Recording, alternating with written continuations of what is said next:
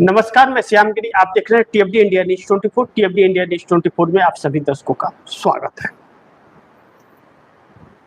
छात्र आंदोलन जो हुआ और इस देश के युवा जेनजी दिल्ली में आकर जो अपना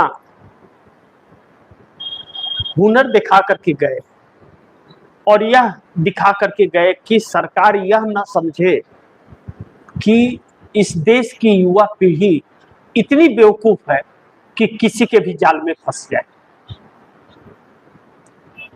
मोदी सरकार ने वादे किए और वादे से मुकर गई। मैंने सुबह ही आप दर्शकों को कहा था कि धर्मेंद्र प्रधान का इस्तीफा प्रधानमंत्री को भेजा गया है, यह बात तो चली, लेकिन धर्मेंद्र प्रधान का इस्तीफा स्वीकार हो गया है यह तो नहीं चला। यह तो कहीं भी नहीं चला, किसी भी खबर में नहीं चला कि इस्तीफा स्वीकार हो गया है।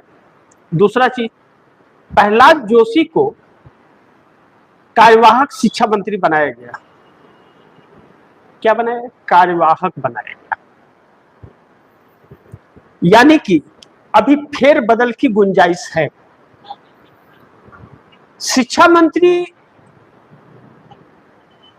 जो पहले थे धर्मेंद्र प्रधान, उनका स्वागत जिस तरीके से आज सदन में किया गया, संसद परिसर के अंदर भारतीय जनता पार्टी और एनडीए के कुछ नेता ने जिस तरह से किया, उनको भगवान बना रहे थे कि उन्होंने बहुत ऐतिहासिक कार्य शिक्षा क्षेत्र में किया है। इतना ऐतिहासिक कि करोड़ों की संख्या में लोग, छात्र जो हैं, युवा जिनकी शिक्षा की बात कर रहे हैं, वह शिक्षा लेने वाले युवा सड़क पर आकर के उनको हटाने की मांग करने लगे। इतना बड़ा काम किया, उसके लिए उनको पुरस्कृत किया जा रहा था, ताज पहना करके, और उनका स्वागत किया जा रहा था और नारे में जिंदाबाद के नारे लगाए जा रहे थे। सोचिए बेशर्मी की भी कितनी हद होती है। दूसरा बड़ी महत्वपूर्ण है कि जो छात्र आए हुए थे इस आंदोलन के अंदर और जो सेवा कर रहे थे इनके, उन लोगों को ढूंढ ढूंढ कर उठाया जा रहा है, एफआईआर दर्ज किया जा रहा है, धमकाया जा रहा है, पीटा जा रहा है, और किसी भी डिटेन किए गए छात्र को छोड़ा नहीं इस सरकार ने। और एफआईआर वापस लेने की जगह, जो वापस लेने का वादा किया था, वापस लेने की जगह यह एफआईआर कर रही है। जो छात्रों के ऊपर पैलेट गन या लाठीचार्ज या पत्थरबाजी हुई, उसकी जिम्मेदारी नहीं ले रही है, जवाबदेही नहीं और कोई माफीनामा नहीं। ऐसे में मोदी, यह कह सकते हैं कि मोदी 100% निश्चित ही जाएंगे अब, और सरकार का द एंड भी होगा या हो गया कहिए, क्योंकि कम बैक आंदोलन हो गया छात्रों का। छात्रों ने फिर से आंदोलन का ऐलान नेहा कर दिया बिहार के पटना से। छात्रों के ऊपर AK-47 बुलेट चलाया जा रहा है और रिटायर्ड सीआरपीएफ पैरामिलिट्री फोर्स के लोगों को ला करके और इसमें डंडा बजवाया गया और आरएसएस के गुंडों को भी इसमें रखा गया। बिना वर्दी वाले कौन थे, इसी की जवाबदेही तय करने की बात विपक्ष पार्लियामेंट में किया, जिसके वजह से लोकसभा 5 बजे तक के लिए स्थगित हो गया था, यानी कि आज का खत्म लोकसभा का कार्यकाल। दूसरा, अमित शाह की जवाबदेही है, या गृह मंत्री है, उनके आदेश से ही चला है और उन्हीं के आदेश से यह सब कुछ हो रहा है। उनका इस्तीफा और नरेंद्र मोदी का माफीनामा होना चाहिए पार्लियामेंट के अंदर। अगर नहीं किए तो पार्लियामेंट नहीं चलेगा। विपक्ष ने यह साफ कर दिया है। मोदी सरकार चर्चा के नाम पर देश को धोखा दे रही थी, वह दांव उल्टा पड़ गया है और जिस तरह से हालात और परिस्थितियां बन रहे, इससे यह लग रहा है कि सरकार का द एंड ऑफ होना निश्चित है, क्योंकि यह सरकार सुधरने वाली नहीं है।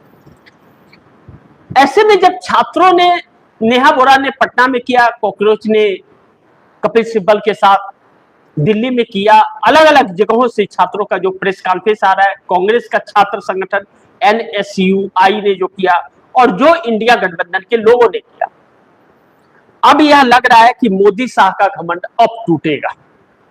जो घमंड है कि हम तो हमेशा के लिए सत्ता पर अमर हो गए हैं, वह घमंड अब टूटेगा।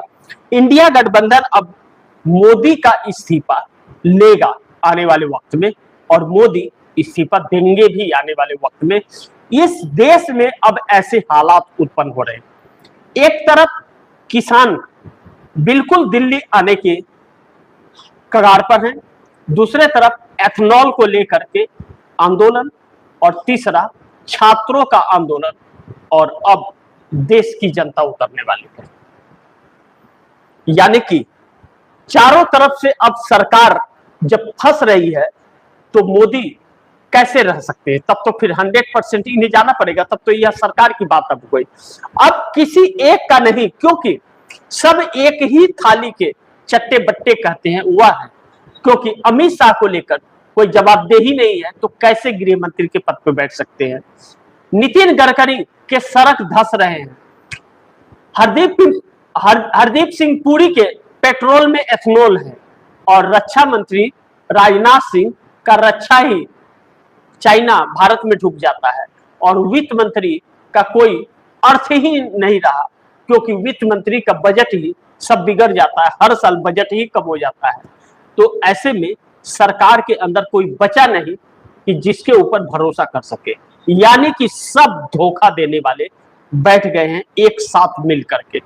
इसीलिए तो अब आखिरी चरण में अब लड़ाई जा रही है, और अगर इस बार हुआ, जनता उतर गई उसी तरह से जैसे उतरी हुई थी, तब फिर इस्तीफा सिर्फ अमित शाह का नहीं, इस्तीफा सिर्फ नितिन गडकरी का नहीं, इस्तीफा सिर्फ राजनाथ और हरदीप सिंह पुरी और निर्मला सीतारमण का नहीं, फिर इस्तीफा सरकार का होगा। लेकिन बड़ी महत्वपूर्ण है कि धर्मेंद्र प्रधान के स्वागत में एनडीए के भी कुछ नेताओं ने नारे लगाए। संसद में बवाल चल रहा है, लोकसभा चल नहीं रही है, राज्यसभा चल नहीं रही है। उपराष्ट्रपति जो राज्यसभा के सभापति है या स्पीकर ओम बिरला, सरकार के जी हजूरी में पूरी तरह से लगे हैं। इन्हें इस देश से कोई लेना देना नहीं है। संवैधानिक पदों का दुरुपयोग खुलकर किया जा रहा है। ऐसे में इस देश की सरकार यह कैसे हो सकती है? और जब देश की सरकार है नहीं, तो फिर यह सरकार कैसे रह सकती है?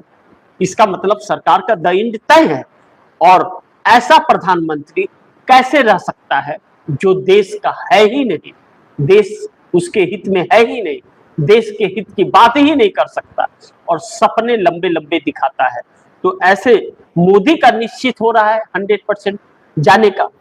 और जिस तरह से इंडिया गठबंधन अब मोदी के इस्तीफे पर और माफीनामे पर, अमित शाह के इस्तीफे पर अड़ गया है, इससे अब लोकसभा नहीं चल पा रहा है। इससे यह प्रतीक हो रहा है कि मोदी शाह का घमंड अब बहुत जल्द टूटने वाला है।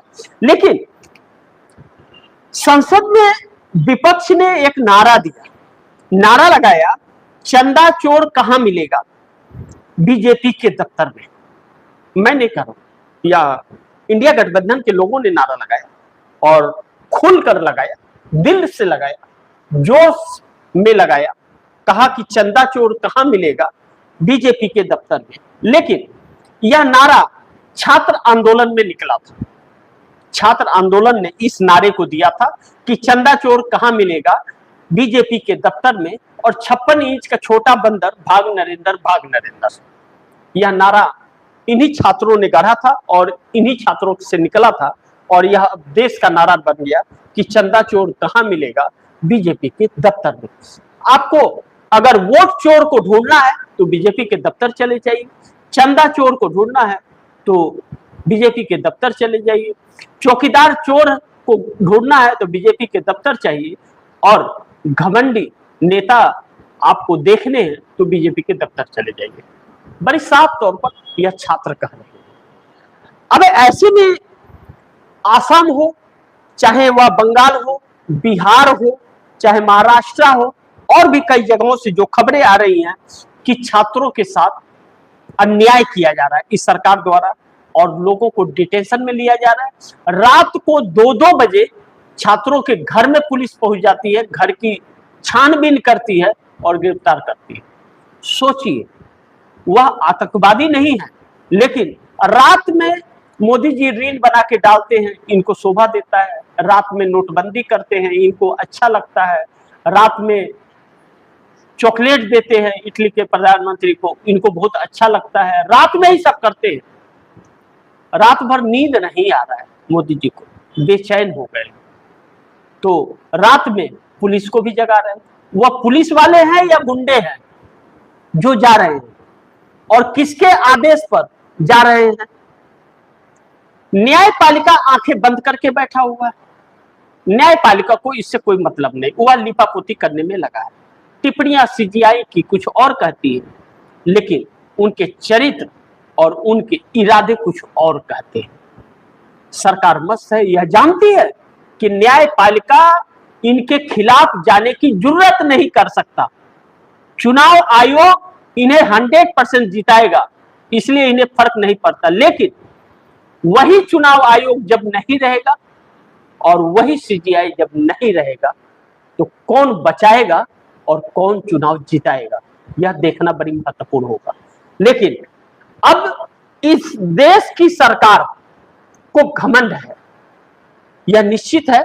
और मोदी शाह का घमंड, अगर आंदोलन कम बैक हुआ तो घमंड टूट जाएगा, और इंडिया गठबंधन अब मोदी का इस्तीफा ले लेगा, ऐसा भी प्रतीक हो रहा है, क्योंकि जाल में फंस गया है जादूगर और अक्ल उसकी गायब हो गई है। ऐसे में मोदी 100% निश्चित अब लग रहा है कि जाएंगे। इसीलिए कहते हैं, ना अति बोलता, ना अति चुप, ना अति करता, ना अति धूप।